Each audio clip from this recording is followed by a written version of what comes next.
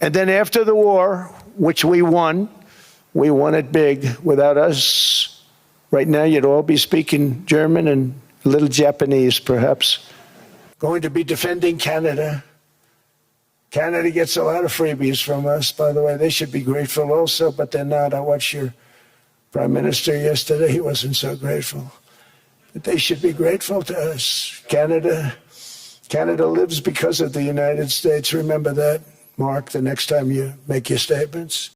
So we want a piece of ice for world protection, and they won't give it. We've never asked for anything else, and we could have kept that piece of land, and we didn't. So they have a choice. You can say yes, and we will be very appreciative, or you can say no, and we will remember. So if you didn't know, this week President Trump and members of his cabinet are currently speaking at the World Economic Forum in Switzerland and basically using it as a giant opportunity to call out the globalist leadership of Canada and Europe directly to their faces.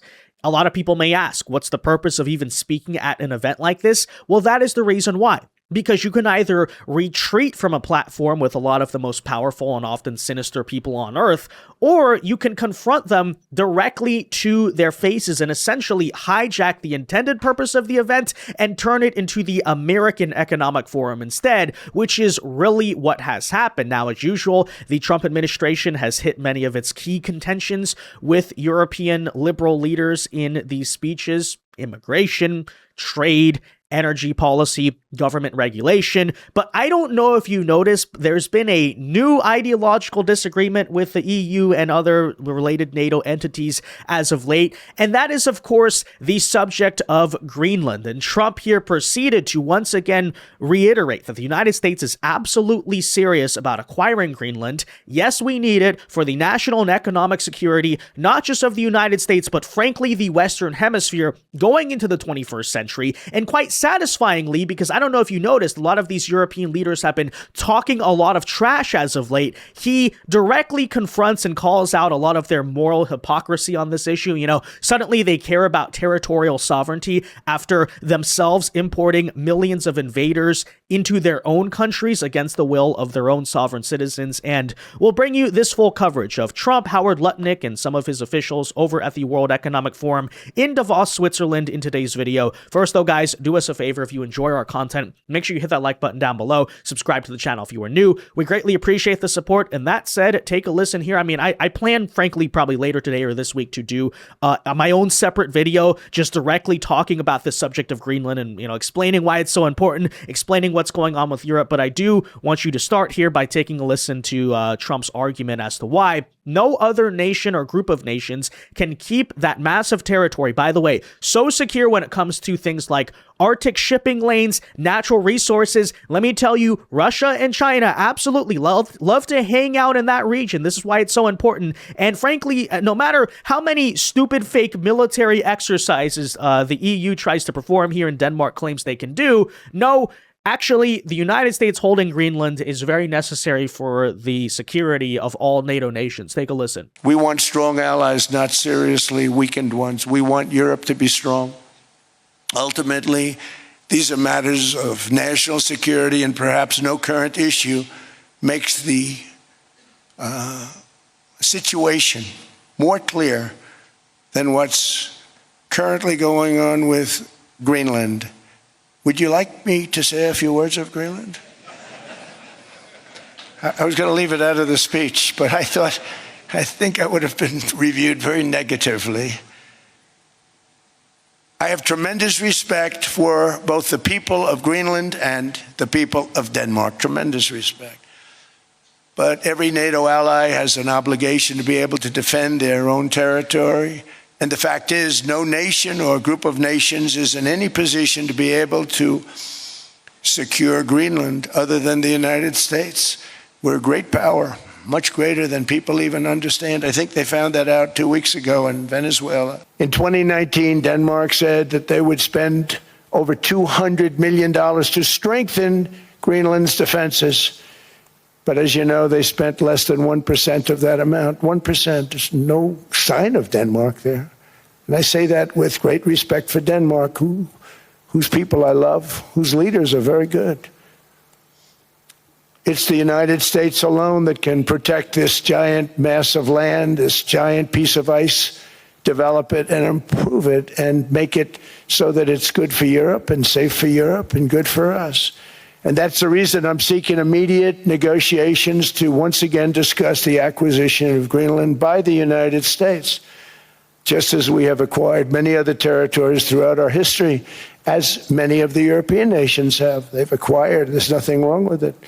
Many of them, some went in reverse, actually, if you look. Some had great, vast wealth, great, vast lands all over the world. They went in reverse. They're stuck back where they started. That happens too. But some grow. But this would not be a threat to NATO. This would greatly enhance the security of the entire alliance, the NATO alliance. Yeah, well, here's the thing. Trump is absolutely correct about this Greenland issue. European leaders likely know that he's correct, but they're holding out because of their own ego, right? They don't want to be perceived as caving to the United States or handing this administration a victory.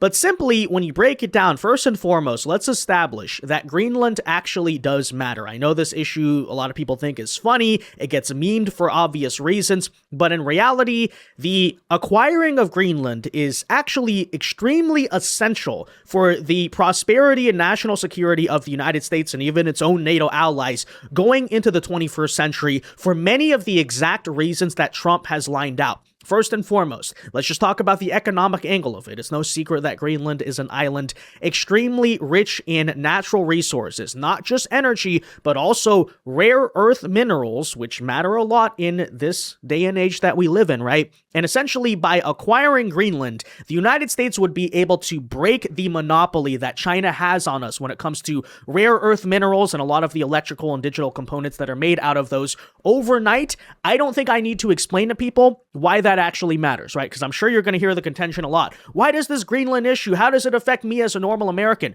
Well, that is the reason why, right? When you talk about the jobs that will be created, when you talk about the economic benefits, the lowering in consumer prices that, yes, more access to natural resources will have. Oh, what about the economy? What about inflation here in America? Have you not noticed that a lot of Trump's geopolitical moves are exactly intended to do that? Sovereignty is your borders. You're entitled to have borders. You shouldn't offshore your medicine. You shouldn't offshore your semiconductors. You shouldn't offshore your entire industrial base and have it be hollowed out beneath you. You should not be dependent for that which is fundamental to your sovereignty on any other nation. And if you're going to be dependent on someone, it darn well better be your best allies. Okay? And so that is a different way of thinking. It is completely different than the WEF. I viewed the WEF as not a flagpole in the middle, but in fact, they are the flag. Whichever way the wind blew, so it blew. You should have solar, you should have wind. Why are you going to do solar and wind? Why would Europe agree to be net zero in 2030 when they don't make a battery? They don't make a battery.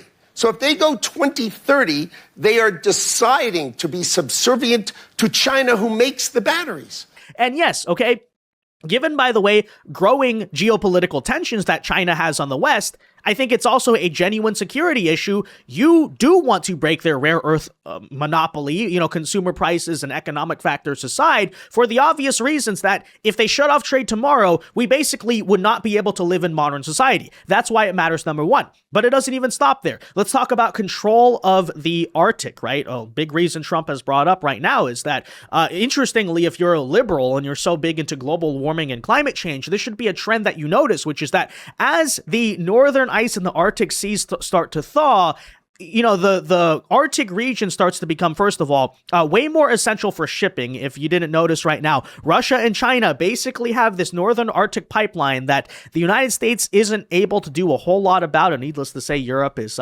completely useless in that regard.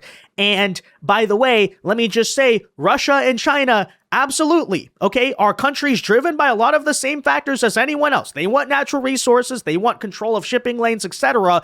And frankly, if they keep on messing around with Europe in this regard, and the argument, by the way, Trump has made is the reason the United States needs it is because, as much as the EU and NATO want to sit there and say, oh, well, Denmark owns Greenland, but, the United States can always help Denmark. Look, Europe is investing in its own security. That's a complete joke, first of all, I'd like to note. And secondly, here's the thing, too. As the NATO alliance begins to weaken and likely is coming soon, honestly, collapse, and that's whether or not this Greenland thing actually happens, okay? Long before, you look at Ukraine, you look at just the diverging interests of America and Europe, frankly, I would argue, Trump basically understands he cannot fully trust the European nations to, say, defend Greenland or defend the Western Hemisphere, North America for us. We need to be able to do that ourselves. We need to have our own security foothold in the Arctic. And yes, absolutely, he is correct. Denmark and these European nations, the so-called defense they're able to do is a joke, and it's honestly ridiculous to see after the Venezuela operation for these European nations to say, oh, we can still defend ourselves, though. Our military rivals that are the United States. No, it doesn't. It's a joke, okay? Trump, by the way, pointed this out when he further noted what you could argue is almost an American territorial claim to Greenland after we had to occupy and take over the island during World War II because Denmark, as you may know through history, in the war against Germany was that utterly useless. Take a listen. We saw this in World War II when Denmark fell to Germany after just 6 hours of fighting and was totally unable to defend either itself or Greenland. So the United States was then compelled, we did it, we felt an obligation to do it, to send our own forces to hold the Greenland territory. And hold it we did, at great cost and expense. They didn't have a chance of getting on it, and they tried. Denmark knows that. We literally set up bases on Greenland for Denmark. We fought for Denmark. We weren't fighting for anyone else. We were fighting to save it for Denmark. Big, beautiful piece of ice. It's hard to call it land. It's a big piece of ice. But we saved Greenland and successfully prevented our enemies from gaining a foothold in our hemisphere. So we did it for ourselves also. And then after the war, which we won it big. Without us, right now, you'd all be speaking German and a little Japanese, perhaps. After the war, we gave Greenland back to Denmark. How stupid were we to do that? But we did it. But we gave it back. But how ungrateful are they now? Yeah, well, see, that's the thing, because America does actually have a historical territorial claim to Greenland. After all, it's much closer to us than it is to them. But we had to take it during World War II because Denmark had no ability to physically defend or protect it. Please remember that. And for whatever reason, we very generously decided to give it back, which I think in retrospect you're noticing is a mistake because first and foremost, we got no territory out of World War II. Meanwhile, Soviet Russia takes half of Eastern Europe, right? Whereas the United States is just like, hey, we have our allies. How are our allies now, though, treating us in the 21st century? Did that actually work out so well? I think these questions have to be asked. And secondly, you're seeing a period in time once again. When it comes to East versus West, Greenland is of serious territorial, national security, economic, and strategic importance. And once again, what is Denmark unable to do? Defend it whatsoever. The argument here is clear. Denmark and the EU and NATO likely should know we are right. But for whatever reason, I guess the idea is just simply crazy to them. And frankly, the hypocrisy of these European nations is something that needs to be studied. Because you're talking about powers that historically, what Europe has done in history, right? Historically, basically, taken what they wanted when it comes to expanding their own borders. Now, bear in mind, I'm no leftist. I'm not here to say, oh, you apologize for colonialism. It was so bad. I mean, I think, frankly, it greatly was much more of a benefit to the world than it was a detriment. But now, suddenly, right? So the World Wars essentially broke Europe. They have no ability to defend their territorial colonies anymore.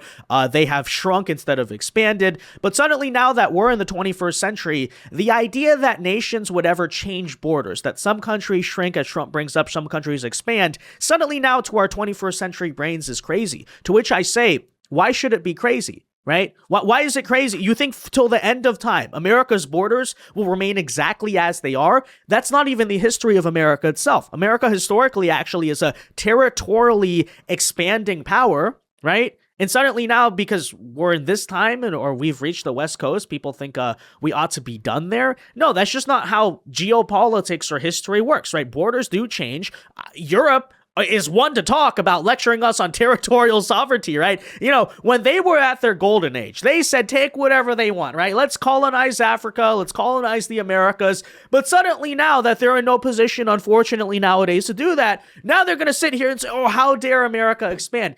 It's ridiculous. And again, I say, these people are now screaming about territorial sovereignty when they don't even protect the territorial sovereignty of their own nations, which is a point, of course, that Trump made sure to bring up. Mass migration. The situation in Minnesota reminds us that the West cannot mass import foreign cultures which have failed to ever build a successful society of their own. And by the way, continuing here in this trend of highlighting the hypocrisy of the EU, of NATO, of the globalist leadership of these countries, let's remind ourselves that the very European and kind of Canadian too argument as to why America should not annex Greenland is because, well, those security concerns are not really real. After all, we're all NATO allies. Europe will help you defend Greenland. Hey, United States, don't you know? We have our own militaries and we're serious about fighting China and Russia, etc., etc.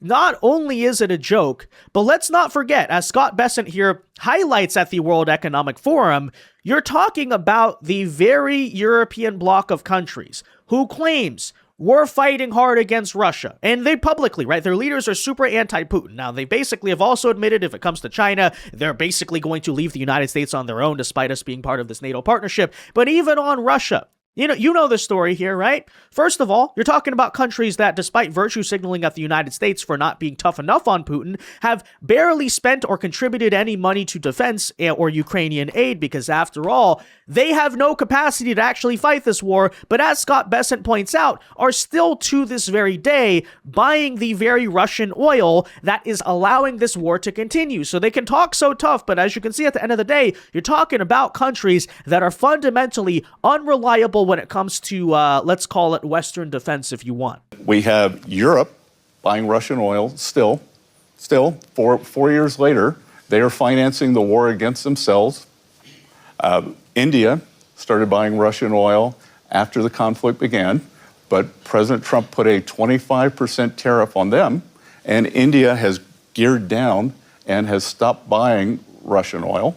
And then 3, China is a very large buyer of Russian oil, as they are of Iranian oil, as they were of Venezuelan oil. But guess what, Maria? No more Venezuelan oil for them. Yeah, exactly. But I'm sure Europe is super serious. If push came to shove, if there was some type of serious standoff with a country like China or Russia in the Arctic region, they would totally do just as good a job as the United States, right? Denmark, we can definitely treat, you know who's China's really scared of? You know who Russia's really scared of? Vladimir Putin sleeps every night quaking in his boots because the kingdom of Denmark, all right, is opposing them from colonizing the Arctic. It's just such a joke, and they know it's a joke. But of course, meanwhile, you are seeing the backlash here from European politicians. They think they're such tough guys, right? But this is all they have. All they have is words. Have you noticed this pattern, right? Years ago in the first Trump term, Trump says, you need to boost your spending in NATO. Start spending more on defense. What do you get in return? Words. Yes, Mr. Trump will do it. Oh, wait, where is it, right?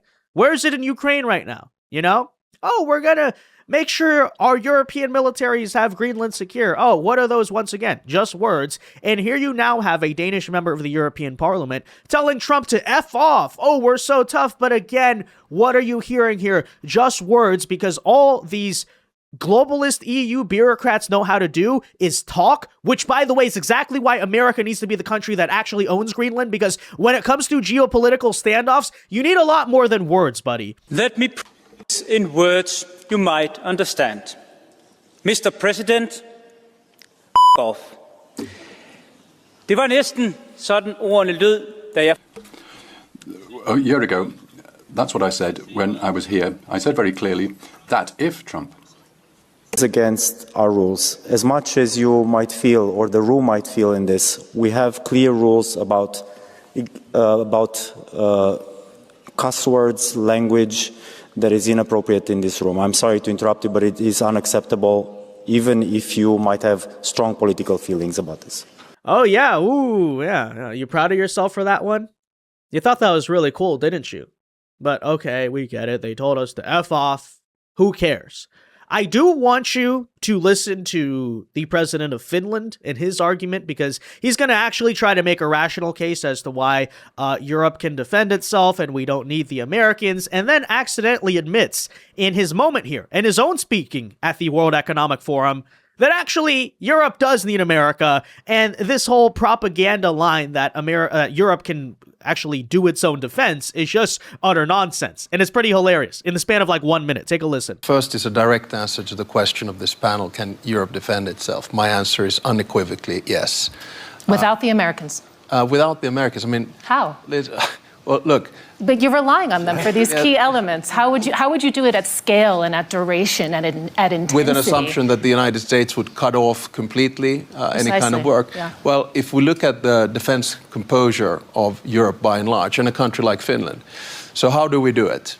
We have conscription. 1 million have done it. We can mobilize 280,000 soldiers within weeks. We have 62 F-18s. Your next question is going to be, do they fly without Americans? No, they don't. But do... Oh my gosh. Yeah, that basically sums it up, doesn't it? But let's hear him out, right? Do they fly without Americans? No, they don't. But do we trust that they will continue to fly because it's in the interest of America to do so? Yes. We just bought 64 F-35s. We have the biggest artillery in Europe together with Poland. We have... F-35 is also an American plane, by the way. Have long-range missiles, land, sea, and air. We don't have these because we're worried about Stockholm, right? So, the bottom line is that if you ask me the question that can the Finnish military defend itself against a Russian attack, the whole defense posture of the way in which you do it, yes, we can. So the question was, can you defend yourself without America? He gives the answer of yes, and then basically proceeds to explain why the answer is no. Now, he makes the case that if Russia attacked, you might not need American boots on the ground. Could be true, could not be true. Finland did a pretty good job standing up to the Soviets in World War II. That's true. You look at Russia right now in Ukraine, there's a strong argument to be made that, hey, maybe that could be the case. Although, if Russia somehow got its act together, I don't know how much of a chance Finland would stand in a modern war without still getting help from America. I mean, let's not forget, the reason Ukraine is still in the fight is because of Western aid still largely coming from America. So the answer is yes, you do actually need the Americans for your defense. Which is why, right, if you want to talk about who has the real leverage in, let's say, a situation like Greenland, it's not you, right?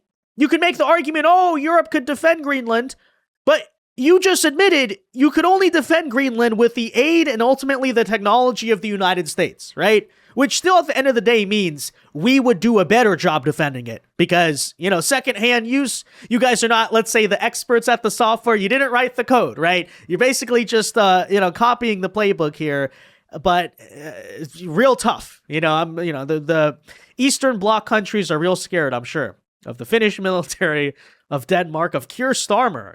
Xi Jinping quakes in his boots when he sees Keir Starmer talk about security guarantees or some nonsense. Yeah, it's a complete joke. It's a complete joke. And, frankly, I don't know if it'll happen under Trump's presidency, but in many ways in which, he's such a transformational president, he's basically rewriting the world order and securing America's place in it for the 21st century. Long term, it could be this decade, it could be the next one.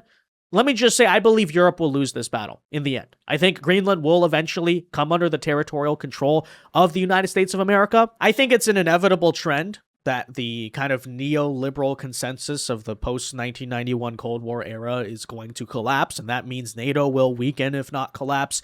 The United States and many major global powers will drop this idea that, territorial expansion is off the table. The most important thing in the world is democracy, not power, etc., etc. That's all about to change. And I think it's already changing. And Europe, basically, what you're watching here is a kind of desperate cry of a civilization that's already fallen, trying to, stand up for something or rally around something, right? But of course, it's not going to be rallying around, hey, let's reclaim our own countries, right? Can we kick out the invaders? You know, from an economic perspective, if we're worried about that stuff, why don't we actually, you know, make Europe a continent still with a lot of potential to this day, a place that's nice to live, that's nice to invest in? No. Let's virtue signal to the United States about Greenland, right? That's what's going to save our continent. Let me just tell you it's not. And I'm rooting for them, right? I'm rooting for the patriots of those countries, absolutely. To restore Europe to what it once was, to what it can be. I think that's ultimately good for Western civilization if all Western civilization thrives. But you can see they just don't have a serious mentality about it right now. You know, they're happy to get on the parliament floor and tell Trump to F off, but do they ever tell the refugee boats to F off? Oh no, you can't say that. No. Yeah, because you're not people who are serious about actually protecting the sovereignty of your own countries as much as you want to lecture about it, right? You're a joke. You're a joke. And that's why the United States wants Greenland, to be clear. But anyways, that said, guys, let me know your thoughts on all of this in the comment section down below. Be sure to leave a like on this video, subscribe to the channel if you are new, and until next time, God bless and peace.